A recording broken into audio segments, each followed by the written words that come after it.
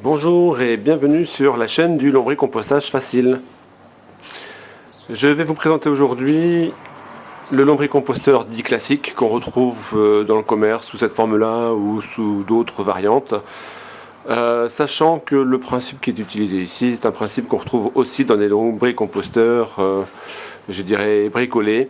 Donc ce que je vais vous expliquer ici est valable pour à peu près tout type de lombricomposteur. Je vais commencer d'abord dans cette vidéo à vous présenter le matériel. On rentrera dans le détail de comment ça fonctionne dans une vidéo à venir.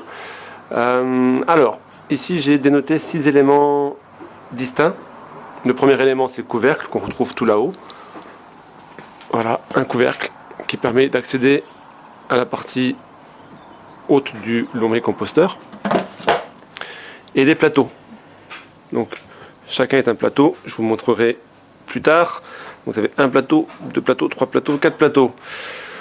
Dans le commerce, on les vend en général par série de 3 plateaux. Donc quand vous achetez un composteur, il y a 3 plateaux qui vont avec. J'en ai acheté un 4e parce que j'ai un principe de rotation sur 4 semaines. Donc c'est les premiers éléments, le couvercle. Deuxième élément, les plateaux. C'est l'élément le plus important. Troisième élément, vert, qu'il faut mettre les mains là-dedans. Je vais décourager tout un tas de gens. Mais rassurez-vous, c'est que des bonnes choses. Alors, ça, c'est le système de protection anti-suicide des verres. C'est le bac à jus. D'ailleurs, on voit bien que ça marche parce que j'ai un verre qui est, pardon, hop, qui s'est mis là-dedans. C'est-à-dire que c'est le plateau qu'on met juste en dessous du plateau le plus bas. Qui permet à tous les liquides qui sont en trop grande quantité, quand c'est le cas, de s'écouler et de tomber dans la partie plus basse où l'on peut collecter. Donc deuxième partie, c'est le système anti-suicide, sachant qu'on retrouve au fond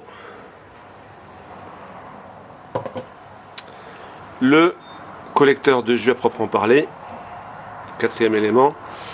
Cinquième élément, le petit bac qui va bien, qui est connecté au robinet.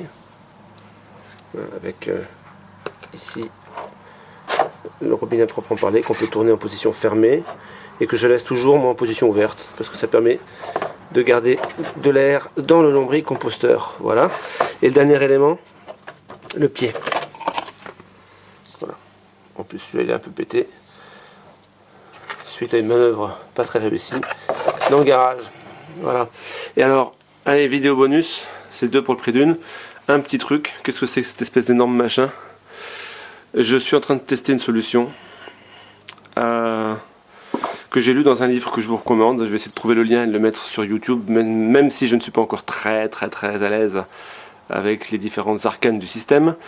Un livre qui est très bien, que je vous recommande, qui s'appelle Les vers mangent mes déchets. C'est un livre qui a été écrit par une Australienne il y a déjà plusieurs années.